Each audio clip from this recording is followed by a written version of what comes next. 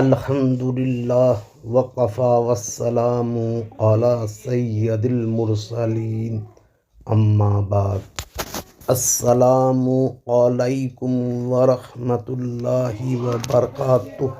صلح کلی کا معنی سب لوگوں سے دینی تعلقات رکھنے والا ہے۔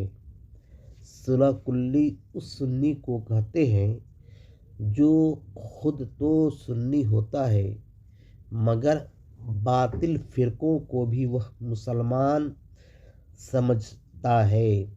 ان کے نزدیک مسلمان ہونے کے لیے صرف کلمہ گو ہونا ضروری ہے، اصول دین کے متعلق عقیدے کا درست ہونا ضروری نہیں ہے، جبکہ مسلمان ہونے کے لیے صرف عقیدے کا درست ہونا ضروری نہیں ہے بلکہ بدعقیدوں سے لا تعلق اختیار کرنا بھی ضروری ہے۔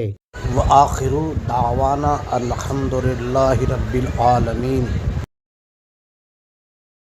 اگر میری بات آپ کو اچھی لگی ہو تو برائے مہربانی اس چینل کو سبسکرائب و لائک کر دیں اور کامنٹ کریں۔